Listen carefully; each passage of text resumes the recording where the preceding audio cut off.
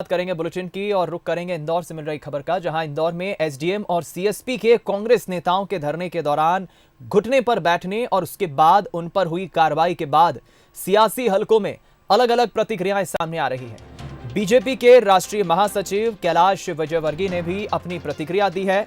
कैलाश विजयवर्गीय ने कहा कि नौकरशाही को इसी तरह घुटनों के बल बैठना चाहिए, इसमें किसी को आपत्ति नहीं होना चाहिए। ऐसे मामलों को गंभीरता से लेने की जरूरत नहीं है।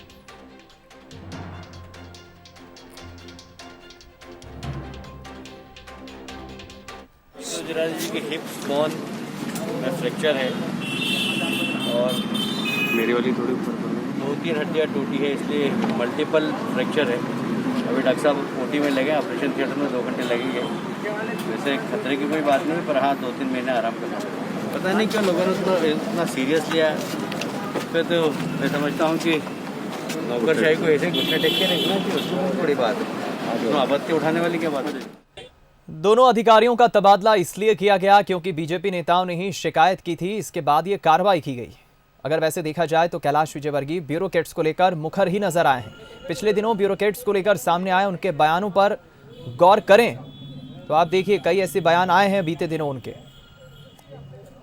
कैलाश विजयवर्गीय ने बीते दिनों बंगाल को लेकर बंगाल में बोला था कि कार्यकर्ताओं ने चूड़ियां नहीं पहनी हैं। कैलाश विजयवर्गीय पश्चिम बंगाल के भी प्रभारी हैं और इसी साल जनवरी में बंगाल के पुरुलिया में एक सभा के दौरान उन्होंने कहा कि यदि अधिकारियों ने बीजेपी कार्यकर्ताओं को परेशान किया तो बीजेपी कार्यकर्ताओं ने कोई चूड़ी नहीं पहन रखी है। बीजेपी शराफत से काम करती है, इसका मतलब ये नहीं कि बीजेपी को मर्यादा तोड़ना नहीं आता। ये बयान कैलाश विजयवर्गीय ने दिया था।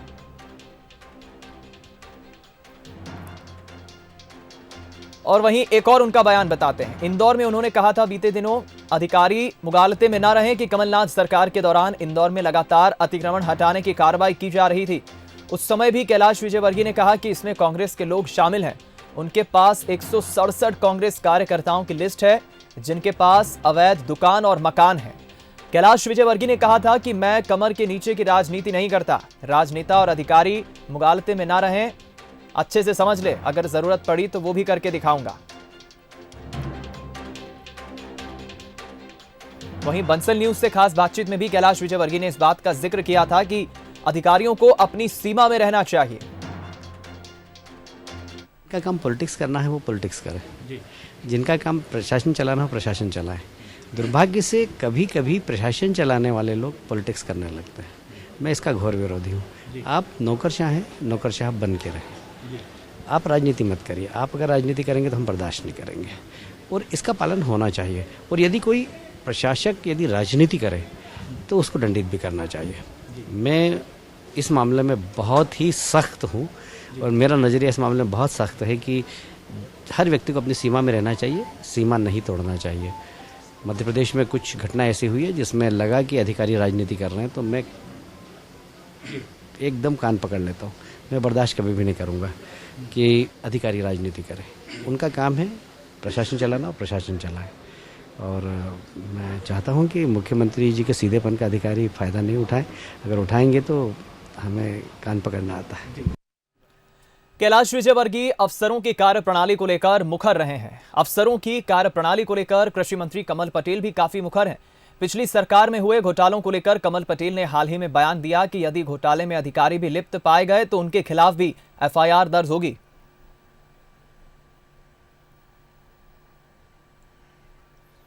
कैलाश विजयवर्गीय के बयान के मायने अब क्या हैं? आखिरकार कैलाश विजयवर्गीय अफसरों की कार्यप्रणाली को लेकर इतने मुखर क्यों रहते हैं? सवाल बड़ा ये है और इसी मसले पर हम प्रतिक्रिया लेंगे। हमारे साथ न्यूज हेड शरद द्विवेदी जी फोन लाइन पर जुड़ गए हैं। शरद जी, बीते 3 दिनों से मध्य प्रदेश की आर्थिक राजधानी इंदौर में जो कुछ भी घटनाक्रम हुआ उसको लेकर जो सियासत गरमाई, वो कहावत मुझे याद आ रही है कि जिस तरह कहते हैं कि दुल्हन वही जो पिया मन भाए, तो क्या ब्यूरोक्रेट्स, अफसरशाही, नौकरशाही वही जो सरकार के मन को भाए?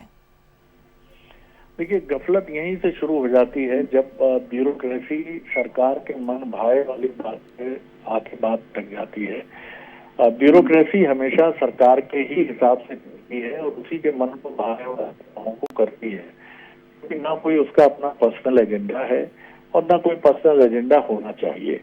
लेकिन बीते कुछ वर्षों से बीते 2 दशकों में ब्यूरोक्रेसी। शरद जी, आपकी आवाज ठीक तक नहीं पहुंच पा रही हम तक। जी जी, अपनी बात पूरी करिए। चलिए एक बार हम फिर कनेक्ट करने की कोशिश करेंगे, शरद जी को हम शामिल करेंगे इस चर्चा में, और हम जाहिर है इस पर और भी कुछ प्रतिक्रिया जरूर लेंगे। लेकिन सवाल यही है कि आखिर ये कोई पहली मर्तबा नहीं है कि इस तरह से अफसरशाही बनाम सरकार को लेकर इस तरह से कोई प्रतिक्रिया सामने आई हो, सियासत गरमाई हो। इसके पहले भी कई बार हमने कई उदाहरण देखे हैं जहां अफसरशाही, जिसमें ब्यूरोक्रेट्स, प्रशासनिक अधिकारी होते हैं, उनको लेकर सियासी बयानबाजी हुई है। कैलाश विजयवर्गीय कहते हैं कि अफसरशाह या नौकरशाह जो हैं, उनका काम प्रशासन चलाना है, उन्हें राजनीति नहीं करना चाहिए। राजनीति करने का काम तो राजनेताओं का है। एक बार फिर हम रुक करेंगे। शरद जी, अपनी बात पूरी करिए। आप ठीक से सुन पा रहे हैं दीपक जी? बिल्कुल, अपनी बात पूरी करिए जी। देखिए, बीते 2 दशक में हमने देखा है कि ब्यूरोक्रेसी जो है वो नेताओं की एक निजी पसंद भी होने लगी है, और यही वजह है कि ये आरोप लगते हैं बीते 2 दशकों में, चाहे पीएमओ हो या सीएमओ हो, चाहे प्रधानमंत्री कार्यालय हो या मुख्यमंत्री कार्यालय हो, प्रधानमंत्री या मुख्यमंत्री की पसंद के जो अधिकारी हैं उनकी बड़ी चर्चा होती है, और वो राजनीतिक कॉरिडोर में भी, राजनीतिक गलियारों में भी उनकी बड़ी धमक रहती है। और ऐसे भी आरोप लगते हैं कि इन अधिकारियों से मिलने जुलने में जनप्रतिनिधियों को भी कठिनाई होती है, और कई बार तो ये आरोप इतने गंभीर होते हैं कि ये कहा जाता है कि फला फला अधिकारी जो पीएमओ या सीएमओ में काम करते हैं, उनकी कार्यप्रणाली प्रधानमंत्री या मुख्यमंत्री की तरह भी होती है। हालांकि ये आरोपों की ही बात नहीं कर रहा हूँ, क्योंकि लार्जर देन लाइफ की छवि हमेशा बनाने की कोशिश होती है। मैं नहीं कहता कि इसमें सच्चाई है, लेकिन ये बिल्कुल ठीक बात है कि जब आप अपनी पसंद के अधिकारियों को बुलाते हैं, डंके की चोट पर बुलाते हैं और उनको पोस्ट करते हैं, और कई बार आप उनके साथ एक ऐसे संबंध में, जब आप लंबे समय तक सत्ता में होते हैं, तो आप एक ऐसा संबंध भी उनसे विकसित कर लेते हैं जो प्रगाढ़ होता चला जाता है। यहीं से कठिनाइयां शुरू हो जाती हैं, जब कैलाश विजयवर्गीय जी ये आरोप लगाते हैं, या उनकी ये निजी मान्यता है कि अधिकारी राजनीति ना करें, क्योंकि जब आप राजनेताओं के साथ इतने करीब आ जाते हैं। अच्छा, ये हमने दीपक बिल्कुल देखा कि बीजेपी की सरकार में भी वही आरोप लगते रहे कि फेवरेट ब्यूरोक्रेसी का फेवरेटिज्म, और कांग्रेस की 1.5 साल की सरकार में भी ये आरोप लगते रहे कि ये वही ब्यूरोक्रेट हैं जो पिछली सरकार में भी महत्वपूर्ण जगह थे और इस जगह भी महत्वपूर्ण है। लेकिन अब हम एक चीज और देख रहे हैं कि एक सरकार जाती है, दूसरी सरकार आती है, तो पिछले अधिकारियों की शामत आ जाती है जी। जो अधिकारी पुराने मुख्यमंत्री के साथ काम करते हैं, उनको नया मुख्यमंत्री अपने साथ नहीं रखता है। हमने तो ये भी देखा कि मध्य प्रदेश में कुछ ऐसे अधिकारी थे, बीजेपी की सरकार 15 साल रही, लेकिन जिन अधिकारियों को उमा भारती जी के साथ बतौर मुख्यमंत्री काम किया, जिन्होंने, और बाद में जिन्होंने बाबूलाल गौर जी के साथ काम किया, वो अधिकारी भी नेपथ्य की तरफ चले गए या ढकेल दिए गए, क्योंकि अधिकारियों में ही आपस में ऐसी प्रतिद्वंदिता होती है कि वो एक ही पार्टी की सरकार में ये कहते हैं कि नहीं, ये तो पुराने मुख्यमंत्री के करीबी थे, इसलिए इनको आप अपने पास मत रखिए। अब ये चीजें जो हैं, पहले ऐसा नहीं होता था। जो हम अपने सुनते थे वरिष्ठ लोगों से कि पहले ये घटनाएं नहीं होती थी। ब्यूरोक्रेसी और राजनेताओं के बीच में एक बड़े न्यूट्रल रिलेशंस होते थे, और मुख्यमंत्री की अपेक्षा यही होती थी कि सरकार की नीतियों और कामकाज को ठीक से क्रियान्वित करें। कैलाश जी बहुत आक्रामक हैं, वो इन चीजों को बहुत साफ रखना पसंद करते हैं कि ब्यूरोक्रेट्स अपना काम करें, उनसे जो कहा गया है वो उसको पूरा करें। राजनीति की कैलाश जी की अपनी शैली है। मैं लौटूंगा शरद जी आपके पास। हमारे साथ इस वक्त आरएलएस यादव साहब भी फोन लाइन पर जुड़ गए हैं, जो कि रिटायर्ड पूर्व डीजीपी हैं।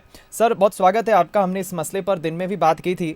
हमें शायद इस मसले को 2 नजरिए से देखना चाहिए, क्योंकि ठीक है, ब्यूरोक्रेट्स को लेकर सियासत होती आई है, लेकिन अगर कोई एसडीएम घुटने के बल बैठ के अगर निवेदन करता है, आग्रह करता है, तो प्यार से अगर कोई निवेदन करता है तो इसमें हश्र क्या है, इसमें समस्या क्या है? किसी को मौन धरना समाप्त करने के लिए वो आग्रह कर रहा है, लेकिन कुछ लोगों को समस्या होती है। और हमने देखा कैलाश विजयवर्गीय अक्सर कार्य प्रणाली को लेकर खासतौर पर अफसरों की मुखर रहे हैं। आपकी प्रतिक्रिया इस पर?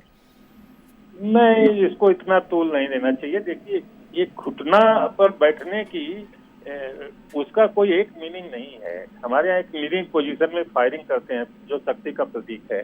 बच्चे से बात करते समय घुटने पर बैठ के लोग बच्चे प्यार करते हैं, प्रेम का प्रतीक है जी। अकबर घुटने के बल बैठ के शासन चलाता था, राज दरबार में बैठता था। तो जी। घुटने पर बैठने का कोई ऐसा अर्थ नहीं, और समय समय से अलग अलग उसके अर्थ निकलते रहते हैं। जहाँ जी। तक संबंध है ब्यूरोक्रेसी और गवर्नमेंट का, ये तो बड़ा वेल डिफाइंड है कि जी। गवर्नमेंट नीति तय करती है, ब्यूरोक्रेसी उसको इम्प्लीमेंट करती जी। है। और गवर्नमेंट की सफलता का द्योतक यही है कि अपने ब्यूरोक्रेसी से कितना काम ले सके, जी। क्योंकि काम तो उनको करना है। जहाँ तक आजकल देखिए एक माहौल है जिसमें पुलिस और डॉक्टर बड़े दबाव में है, जी। और हमारे यहाँ एक बड़ी मान्यता थी कि जो फील्ड अफसर है वो जिन परिस्थितियों में निर्णय लेता जी। है वो ही इज द बेस्ट जज कि क्या करना चाहिए। बिल्कुल। तो मैं पहले भी आपको बता रहा था कि भाई ये तो हिकमत अमली वाला अधिकारी लगता है, जो कि घुटने के बल बैठ के, जैसे वो बैठे थे वैसे बैठ के जी। उनसे समझौता कर लिया, बात कर लिया। तो बिल्कुल। इसके दोनों पहलू हैं। तो साहब सरकारी- यादव साहब, हमारे साथ शरद द्विवेदी जी भी बने हुए हैं न्यूज़ एड। शरद जी, आप कुछ पूछना चाहें, इस मसले पर बातचीत करना चाहें? बिल्कुल, मैं यादव साहब बहुत ही सीजन ऑफिसर के तौर पे उनकी पहचान रही है, और एक लेखक के तौर पर भी वो पहचाने जाते हैं, और पुलिस व्यवस्था से लेकर तमाम पहलुओं पर उनकी कलम चली है। यादव साहब, जो रिश्ते 70 के दशक में, 60 के दशक में ब्यूरोक्रेसी और पॉलिटी के बीच में होते थे, वो बड़े आदर्श माने जाते थे, और वो बड़े न्यूट्रल भी होते थे। यानी अधिकारियों का सम्मान भी बहुत होता था, और राजनेता उनसे किसी निजता की अपेक्षा भी नहीं रखते थे। जब से ब्यूरोक्रेसी के माध्यम से पॉलिटिकल एजेंडे को पूरा कराने की कोशिश होने लगी है, तब से क्या ये गफलत हुई है? दोनों ओर से कमी आई है। देखिए, ब्यूरोक्रेट्स भी अपने अच्छी पोस्ट के लिए कुछ भी करने को तैयार हो जाएं, अपने नियम से हट जाएं, तो एक कमी दोनों ओर से आई है। सही कह रहे हैं, 60, 70 में हम लोग फील्ड में थे और देखा था कि बहुत सी सरकार के खिलाफ हम लोग निर्णय लिया करते थे, सरकार मान जाती थी, क्योंकि निर्णय सही होते थे तो उनका ठीक है। और फील्ड में जो अफसर है वो जानता है कि क्या सही है क्या गलत है। एक ही घटना को देखने के नजरिया अलग अलग हो सकते हैं। तो धीरे धीरे ये जो संबंध है ब्यूरोक्रेसी के पॉलिटिकल बॉस के, धीरे धीरे उसमें बड़ा परिवर्तन आता जा रहा है, और कटथोट इतना बढ़ गया है कि अब तो बड़ा मुश्किल है। मैं एक सरकार में जो अफसर काम कर रहे हैं दूसरे में बिल्कुल बदल दिए जाते हैं। बड़े आला अफसर रहते हैं लेकिन उनको किनारे बैठा दिया जाता है। ये प्रजातंत्र के लिए बहुत हितकर नहीं है।